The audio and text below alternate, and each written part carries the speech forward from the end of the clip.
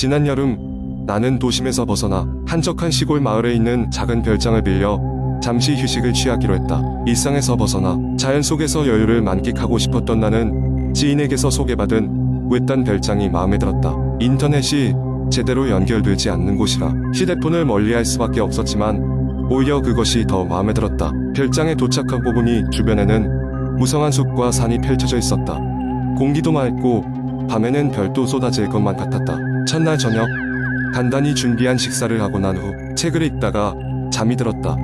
헌데 한밤중 어딘가에서 이상한 소리가 들려와 잠에서 깼다. 마치 누군가가 창문을 톡톡 두드리는 듯한 소리였다. 처음에는 나뭇가지가 바람에 흔들려 창문에 부딪힌 것이라고 생각하며 다시 잠이 들었다. 그러나 다음날 밤에도 그 소리는 계속되었다. 이번에는 두드리는 소리 뒤에 낮은 여성의 목소리가 들리기 시작했다. 너무 희미해서 정확히 무슨 말을 하는지는 알아듣기 어려웠지만 뭔가 불안한 기운을 느낄 수 있었다. 호기심과 두려움이 뒤섞인 나는 손전등을 들고 소리가 나는 쪽으로 다가갔다. 창문을 살짝 열고 밖을 내다보았지만 아무것도 보이지 않았다. 그때까지만 해도 별장의 오래된 시설 때문이라 생각하려 했지만 이후 며칠간 같은 일이 반복되자 점점 불안감이 커졌다. 그러던 어느 날 낮에 마을 주민과 이야기를 나누게 되었다. 그들은 별장에 대해 이야기하기를 꺼리는 듯 보였다. 몇몇 주민은 그 별장이 과거 어느 가족의 별장이었다고 어렴풋이 이야기했다. 그 가족은 미스터리하게도 어느 날 사라졌고 그 이후로 별장이 비어 있었다는 것이었다. 그날 밤 다시 한번 낯선 소리가 들리기 시작했다. 그런데 이번엔 그 소리가 더 가까워진 느낌이었다. 기묘한 기분에 압도당한 나는 다시 창문을 열어보았지만 여전히 아무것도 보이지 않았다. 설마 하는 생각에 별장 주변을 둘러보게 되었다. 숲속 깊은 곳에서 랜턴 불빛이 어렴풋이 보였다. 누군가가 있는 게 분명했다.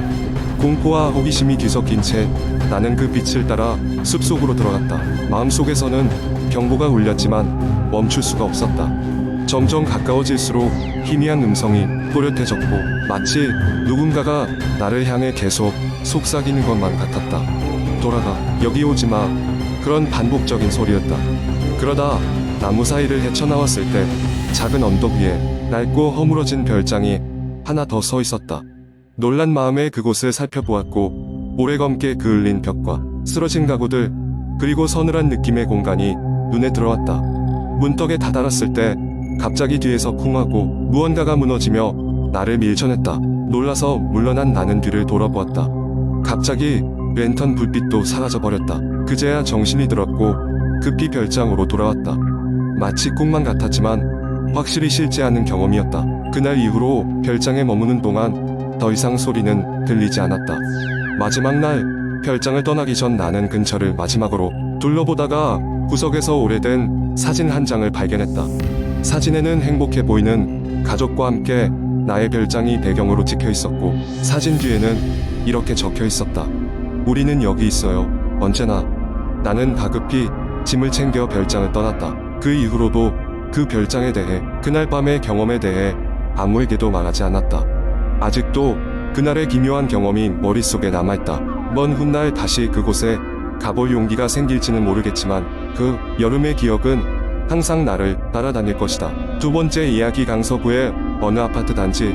이곳은 대체로 평범한 곳이었다. 가족들이 함께 살기에 좋은 환경이었고 주변에는 학교와 마트가 있어 생활이 편리했다. 하지만 이곳에는 오랜 시간 동안 잊혀지지 않는 신비롭고도 무서운 이야기가 하나 있었다. 사람들은 이 아파트 단지의 한 건물, 특별히 13층에 관해 이야기하곤 했다. 오래전부터 그 층에는 이상한 일이 많았다고 한다. 사람들이 갑작스레 이사를 가고 이사간 집에는 꼭 문제가 생겼다고 한다. 김수민이라는 젊은 직장인도 그 건물에 대해 전혀 알지 못한 채로 13층에 입주하게 되었다. 이사를 마친 첫날 수민은 자신만의 새 집에서 지낼 생각에 들떠 있었다. 그러나 밤이 어둡게 깔릴 때쯤 물이 흐르는 소리가 화장실에서 들리기 시작했다. 처음에는 물을 잠그지 않고 나왔나 싶어 돌아봤지만 모든 수도꼭지는 꽉 잠겨 있었다. 수민은 대수롭지 않게 여기고 잠자리에 들었다. 그 다음 날부터 밤이 될 때마다 감지할 수 없는 이상한 소리들이 들려왔다. 그것은 설명할 수 없는 속삭임 같은 소리였다. 마치 여기 있어 나든지 누구인가 하고 말하는 듯했다. 수미는 처음에는 자신의 착각이라 생각하고 무시했지만 그런 일이 반복되다 보니 점점 신경이 쓰이기 시작했다. 며칠 후 수미는 동네 초등학교 교사인 이은정 씨와 우연히 이야기를 나눌 기회가 있었다. 현정 씨는 수민에게 그 아파트 13층에 얽힌 소문을 들려주었다. 몇 년 전 13층에서는 의문의 화재 사건이 있었고 그 사건으로 인해 한 여성을 포함한 가족이 사망했다고 했다. 그 후로 그 층에서는 이상한 일들이 자주 일어나기 시작했다고 한다. 이야기를 들은 수미는 불안해졌지만 이야기가 길이 나길 바라며 그동안 모아둔 전셋값을 버리기 싫었던 그는 그곳에서 계속 살기로 결정했다. 하지만 그날 밤 더욱 강렬한 소리와 함께 수민의 마음속에 불안이 커져갔다. 갑자기 모든 불이 꺼지고 집안은 칠흑같이 어두워졌다. 아무리 불을 켜보려고 해도 작동하지 않았고 그는 누군가가 자신 이어깨 너머에서 자신을 주시하고 있다는 강한 느낌을 받았다. 그 순간 속삭임은 분명한 목소리로 박규 수민의 귀에 속삭였다. 넌 날 보았어. 이제 넌 내 차례야. 그렇다. 그동안 화재 사건의 진실은 은폐된 것이었다. 그 여성은 억울한 누명을 쓰고 자신을 지키기 위해 싸웠으나 결국 그 아파트에서 목숨을 잃은 것이었다. 이제 그녀는 그 진실을 밝히고자 이곳을 벗어나려는 모든 사람들을 막아서는 존재가 되었다. 수미는 두려움에 떨며 이사를 결심하고 다음날 아침을 기다렸다. 하지만 그날 아침 아파트 관리소에서는 13층의 수민의 집에 새로운 입주자가 들어오기를 기다리고 있었다.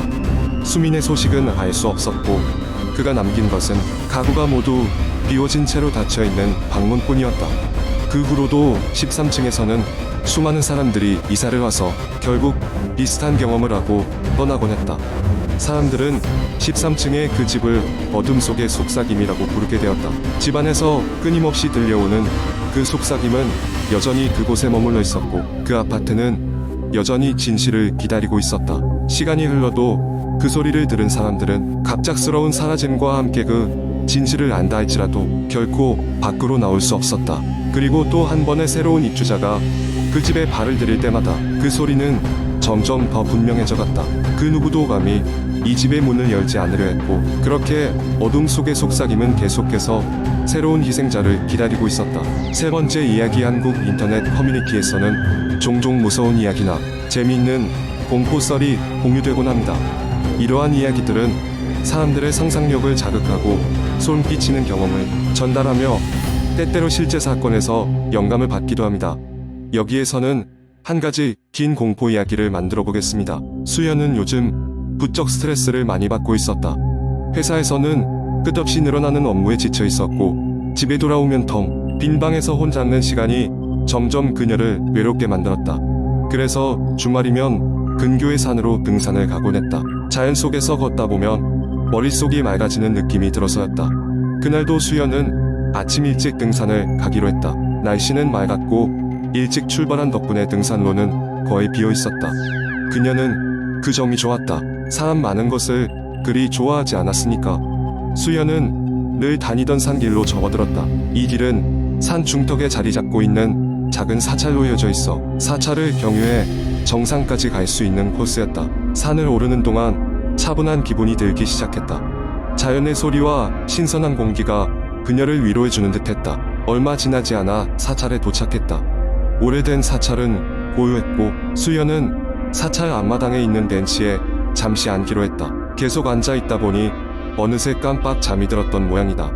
눈을 떴을 때는 해가 중천에 떠 있었다. 갑자기 주변이 너무 조용하다는 느낌이 들어 주변을 둘러보았다. 이상했다. 사찰에 딸린 작은 규모의 텃밭과 정원은 을정갈했는데 오늘은 어딘가 흐트러져 보였다.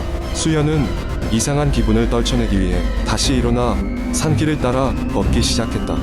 정상까지는 그리 먼 거리가 아니었지만 오르막길이라 천천히 걸었다. 이상하게도 뒤따라오는 발소리가 들렸다. 처음에는 길을 잘못 든 다른 등산객인가 싶었지만 뒤돌아보면 아무도 없었다. 오히려 발소리는 그녀의 뒤를 일정한 거리로 계속 따라오고 있었다. 결국 발소리가 더 이상 들리지 않을 때까지 서둘러 걸었다. 정상에 도착했을 때는 해가 조금 기울어 있었다. 수연은 걸음을 멈추고 풍경을 감상했다. 멀리서 바라보는 도시의 전경은 여전히 아름다웠지만 그녀의 마음 한 구석에는 알 수 없는 불안감이 자리하고 있었다. 그때 이상하게도 사찰에서 봤던 흐트러진 텃밭이 자꾸 생각났다. 수연은 하산하기로 했다. 더 머물러 봐야 안 좋은 기분만 더해질 것 같았다. 내려오는 길은 오르막길보다 더 조심히 걸어야 했지만 그녀는 자꾸 뒤를 돌아보며 걸었다.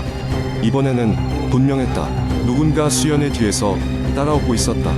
발소리는 산울림으로 더 울려 퍼졌다. 그녀는 잠시 멈췄다. 그러자 발소리도 멈췄다. 수연은 결심했다. 지금이 아니면 안 되겠다 싶어 빠른 걸음으로 하산을 시작했다. 그리 넓지 않은 산길에서 달리다시피 걷다 보니 무릎에 힘이 풀릴 것 같았다. 머릿속에서는 여러 가지 생각이 스치듯 지나갔다. 그 발소리는 도대체 어디서 나는 것일까? 누군가 장난을 치고 있는 걸까? 산 입구에 도달했을 때마저 그녀는 숨이 턱 막혀왔다. 드디어 등산로를 빠져나와 시내로 가는 버스를 탈 수 있는 곳에 도달했다. 버스 정류장에서 잠시 숨을 고르며 주변을 살폈지만 다행히도 길에는 사람들이 많았다. 오랜만에 사람들이 반가웠다. 그녀는 이내 도심으로 돌아가는 버스에 몸을 실었다. 집에 돌아오자마자 수연은 침대에 몸을 던졌다. 머릿속이 다시 어지러워졌다. 그날 밤 꿈속에서 그녀는 다시 산길을 오르고 있었다. 꿈속의 사찰은 더 낡고 어두워 보였다. 무엇보다도 사찰 문 앞에는 낯선 여인이 서 있었다. 그 여인은 수연에게 다가와서 낮은 목소리로 말했다. 그래도 당신은 언젠가 다시 오게 될 것이다. 다음 날 아침 수연은 그 꿈이 몹시 생생하게 느껴져 불편했다. 그리고 이상하게도 그녀의 손목에는 작은 상처가 나 있었다. 자신도 모르는 사이에 어디에 부딪혔던 것일까? 하지만 그 상처는 왠지 모르게 사람의 손톱 자국처럼 보였다. 이후로 수연은 그 산을 다시 가지 않았다. 하지만 그녀는 가끔씩 아무도 없는 조용한 방 안에서 그 발소리가 들리는 것 같은 느낌을 받곤 했다. 그 발소리가 그녀에게 무슨 말을 전하려 했던 것일까? 지금도 수연은 그 이유를 알지 못한다. 다만 한 가지는 분명했다. 간혹 들리는 그 발소리가 그녀의 삶 속 일부처럼 느껴졌다는 것이다. 어쩌면 그 여인의 예언대로 수연은 언젠가 다시 그 산을 찾게 될지도 모른다.